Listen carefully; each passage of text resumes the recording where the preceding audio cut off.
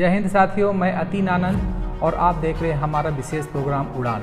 उड़ान एक ऐसा प्लेटफॉर्म है जहां उस तरह के लोगों को इनवाइट किया जाएगा सफलता की सीढ़ियां चढ़ रहे हैं। आज हमारे सामने गांडे प्रखंड के नवादा गांव के एक छोटे से गांव कह सकते हैं, उनके रणवीर कुमार वर्मा जी हैं जो अभी रसिया से MBBS कर रहे हैं। पूरी जर्नी उनसे समझने का प्रयास करेंगे। Hello Ranveer ji, welcome in our channel rising Jharkhand. Hello Ateen ji, thank you मुझे आप उड़ान में शामिल करने के लिए। मैं आपका आभारी रहूँगा कि आपने मुझे अपने प्लेटफॉर्म में लिए, मेरे को आभारी रहूँगा। आप चूँकि MBBS कर रहे हैं रसिया से जी, तो आज की जो जनता है, हमारे जो दर्शक हैं, आपकी पूरी जर्नी को जानना चाहते हैं कि आपने 10th कहाँ से किया, 12th कहाँ से किया और फिर इंडिया नहीं रसिया में MBBS कर रहे हैं। क्या जर्नी आप हमारे चैनल के माध्यम से हमारे दर्शकों को बताइए ताकि कुछ लोगों को मोटिवेशन मिल सके और उस तरह के जो बच्चे हैं जो यहाँ से MBBS नहीं कर पा रहे हैं या तो विदेशों से MBBS करना चाहते हैं, वो हमारे चैनल के माध्यम से समझ सकें पूरी जर्नी को। जी बिल्कुल। जैसे कि मैं अपना पढ़ाई चेन्नई से किया हूँ, वहाँ पे मेरी फैमिली रहती है। कौन सी पढ़ाई?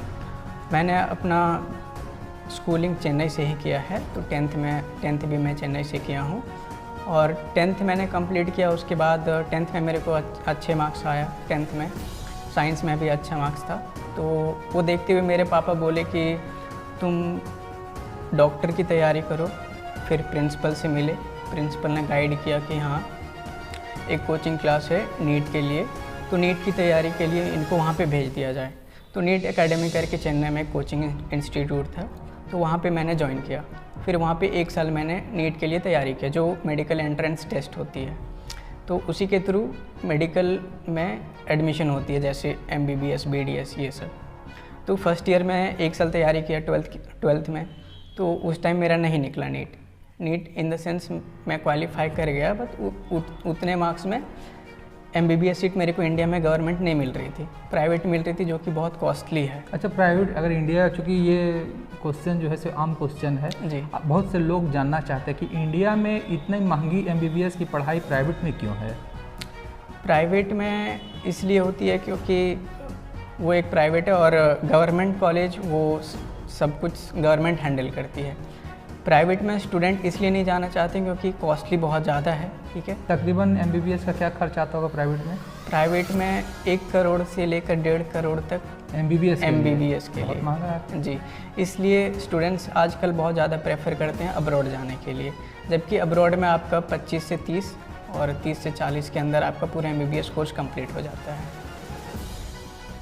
उसके बाद फिर आपने MBBS का पूरा जर्नी बताइए कि आप MBBS रसिया कैसे पहुँचे, आपको कौन गाइड किया रसिया पहुँचने के लिए, और उधर की जो डिग्री है उसकी इंडिया में क्या मान्यता है, कितनी वैल्यू इंडिया गवर्नमेंट देती है? जैसे कि मैं फर्स्ट अटैम्प्ट में तो मेरा नहीं हुआ, उसके बाद फिर से मैंने 1 साल और ट्राई किया, तो उस टाइम भी मार्क्स मेरे को आया, लेकिन उतने में भी मेरे को यहाँ पे गवर्नमेंट सीट नहीं मिली और मुझे करना था MBBS। तो प्राइवेट में यहाँ पे बहुत ज़्यादा खर्च लग रहा था, तो मैंने सोचा कि क्यों ना अब्रॉड जाए। तो एक भैया से कांटेक्ट हुआ जो रशिया से ही MBBS कर रहे थे, तो उनसे मैंने पूछा, उनके थ्रू गाइडेंस लिया और फिर मैं रशिया का डिसाइड किया और फिर मैं रशिया गया। अच्छा, रसिया में कौन से कॉलेज से आप कर रहे हैं? मैं किग्मा से कर रहा हूँ, जो कि किर्गिज स्टेट मेडिकल यूनिवर्सिटी है और ये एक बहुत ही अच्छी यूनिवर्सिटी है, ये गवर्नमेंट यूनिवर्सिटी है। ओह अच्छा। जी, तो इन द सेंस अगर यदि कोई दिक्कत भी आती है तो इस मेडिकल कॉलेज से कभी कोई दिक्कत नहीं आने वाली है, क्योंकि ये एक गवर्नमेंट यूनिवर्सिटी है। जैसे अपने यहाँ इंडिया में एम्स है, वैसे उस कंट्री के लिए किग्मा है।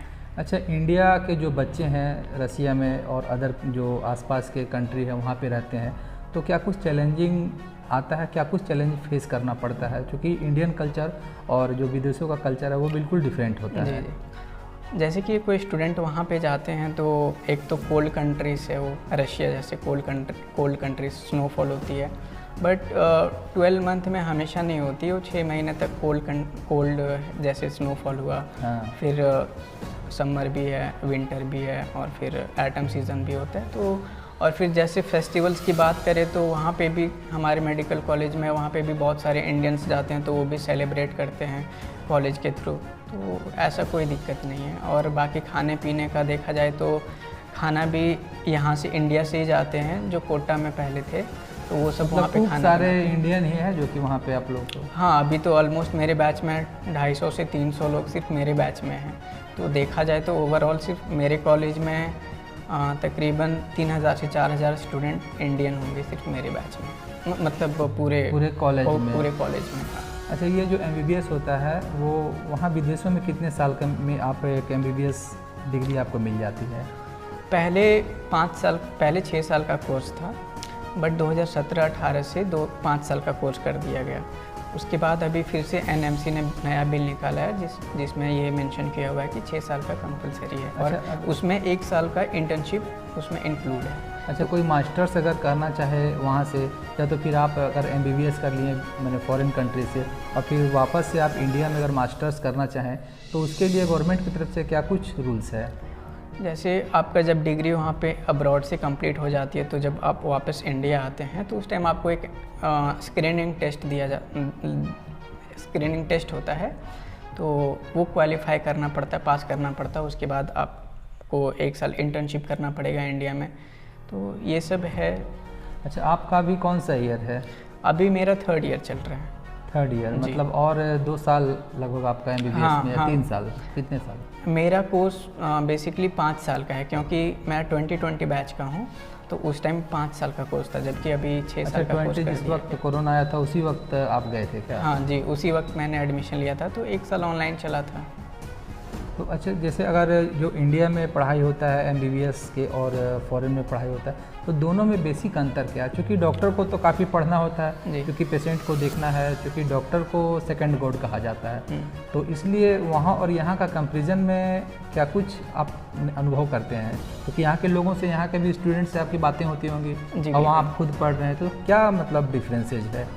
डिफरेंसेस अब देखा जाए तो मेडिकल फील्ड में अपना इंडिया बेस्ट है, लेकिन जिनको MBBS करना होता है और उनको गवर्नमेंट सीट नहीं मिलती है और प्राइवेट कॉलेज में वो एफर्ट नहीं कर पाते हैं और उनको MBBS ही करना है, तो वो अब्रॉड जाते हैं और पढ़ाई करते हैं। फिर अपना पढ़ाई करने के बाद जैसे कि अपने इंडिया में बहुत ज़्यादा ये प्रैक्टिकल एक्सपोज्योर मिलता है, जबकि अब्रॉड में बहुत कम प्रैक्टिकल नॉलेज मिलता है। अच्छा, खर्च वहाँ अगर कुल मिला के कहा जाए तो जो स्कूल का फीस और जो आपका कॉलेज का फीस होता है, जो रहने खाने का खर्चा होता है, अगर कोई बच्चा वहाँ से अब्रॉड से अगर MBBS करना चाहता है तो पूरी खर्च कितनी आती है?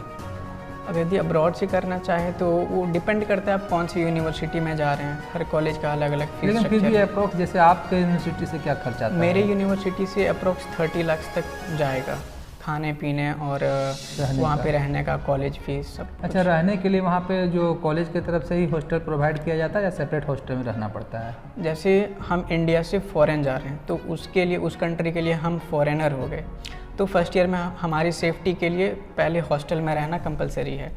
हॉस्टल में रहना और वहीं का मेस ज्वाइन करना ये कंपलसरी। उसके बाद सेकेंड ईयर से हमारे ऊपर डिपेंड करता है कि हम हॉस्टल में रहना चाह रहे हैं या फिर फ्लैट में, तो वो शिफ्ट कर सकते हैं। अच्छा, जो इंडियन बच्चे हैं उन लोगों के लिए सेपरेट हॉस्टल होता है या तो फिर उस कंट्री के या अदर कंट्री के बच्चों को मिला जुला के मतलब उस हॉस्टल में रखा जाता है? इंडियंस और अदर कंट्रीज़ के लोगों के लिए अलग अलग हॉस्टल्स है। जैसे कि अगर यदि अलग अलग ब्लॉक है इन द सेंस, तो एक ब्लॉक में इंडियंस है तो दूसरे ब्लॉक में पाकिस्तानी है, तो ऐसे करके। और बाकी कंट्रीज़ के तो बहुत कम ही लोग जाते हैं, तो 1-2 एडजस्ट कर देते हैं किसी भी हॉस्टल में। अच्छा, आप MBBS करके आगे क्या करना चाहेंगे? इंडिया से MS मतलब मास्टर्स करना चाहेंगे या वहीं से मास्टर्स करना चाहेंगे? नहीं, मैं इंडिया आऊँगा, उसके बाद मैं इंडिया से ही मास्टर करना चाहता हूँ। तो फिर बाद में आप इंडिया में जॉब करेंगे, चूँकि हम इंडियन हैं और अधिकतर लोगों को देखा जाता है कि पढ़ लिख कर वो विदेश की तरफ मूव कर जाते हैं, क्योंकि विदेशों में पैसा ज़्यादा मिलता है।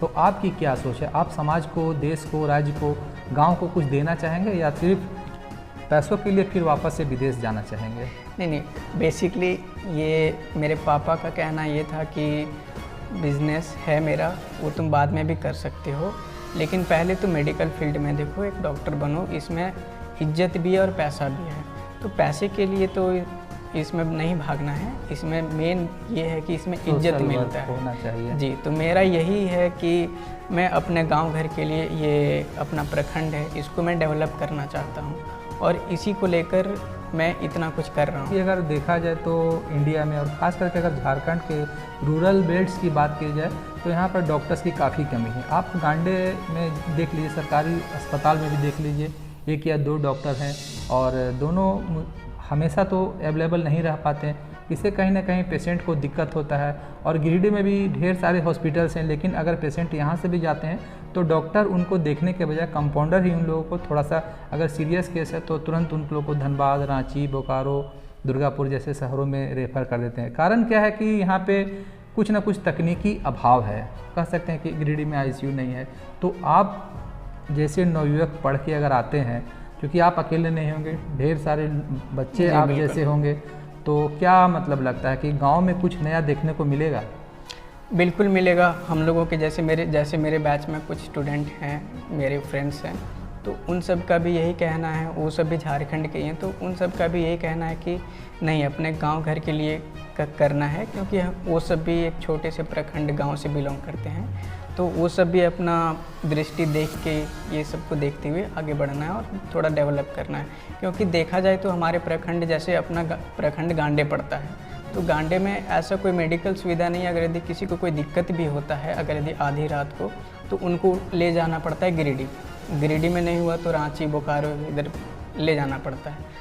तो वही मैं सोचा हूँ कि अगर यदि अपने एरिया में, गांडे जैसे प्रखंड में अगर यदि एक मेन जगह हो जाता है, तो अगल बगल में जितने भी गांव हैं, 10 से 12 गांव है, तो हो सकता है उनको मदद मिल जाए।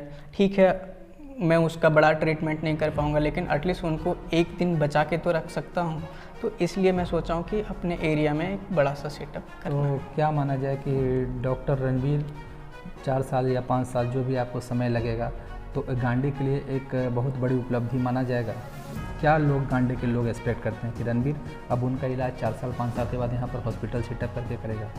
जी बिल्कुल, अपना तो यहाँ पे ज़मीन भी है, तो यहाँ पे सेटअप करने का सब इसी के जुगाड़ में लगा हूँ। और तरह के जो बच्चे हैं जो अभी चूँकि जस्ट 12th पास किए हैं और कह सकते हैं कि मेडिकल क्षेत्र में जाना चाहते हैं, कोई कोचिंग ज्वाइन कर रहा है, कोई खुद से तैयारी कर रहा है, कोई ऑनलाइन क्लासेज कर रहा है, तो उस तरह के बच्चों को आप क्या संदेश देना चाहेंगे या क्या मार्गदर्शन करना चाहेंगे? ये तो अपना मेन फोकस होता है 12th का नीट, 12th करना, board exam. 12th board exam करने के बाद फिर उसी मतलब 12th के पहले से 10th जैसे हमारा कंप्लीट होता है, वैसे ही हम 11th और 12th में नीट का तैयारी स्टार्ट कर देना चाहिए। मतलब 11 और 12 2 साल इधर की। तो अगर यदि अच्छे से मेहनत करते हैं तो हो सकता है उतने मेहनत में, अगर यदि अच्छे से मेहनत करते हैं तो मेडिकल सीट मिल जाए, नीट में अच्छे मार्क्स हो जाए। और अगर यदि ऐसे नहीं होता है, फर्स्ट अटैम्प्ट में नहीं होता है, तो एक ड्रॉप और लेना चाहिए। एक ड्रॉप और लेने से अगर यदि हमारा फर्स्ट अटैम्प्ट में अगर यदि 400 मार्क्स आया है, तो हो सकता है सेकेंड अटैम्प्ट में 550 या 600 आए, अगर यदि थोड़ा सा और मेहनत करें तो। और जहाँ तक मैं देखता हूँ कि अभी फिज़िक्स वाला करके जो आए हैं, उससे बहुत स्टूडेंट पढ़ रहे हैं और उससे नीट भी क्लियर कर रहे हैं। अलग पांडे सर करके, उनकी कंट्रीब्यूशन बहुत है इंडिया में। मैं इनके शुभकामना करता हूँ और इनके लिए बेस्ट विशेष करता हूँ कि ये जल्द से जल्द डॉक्टर बने, MBBS बने और MS करें, मास्टर्स करें मेडिकल क्षेत्र में। और कह सकते हैं कि एक छोटे से गांव जो गांडे हैं उसमें अपनी सेवा दें और लोगों को लाभान्वित करें। धन्यवाद, बने रहिए हमारे चैनल राइजिंग झारखंड के साथ। Thank you.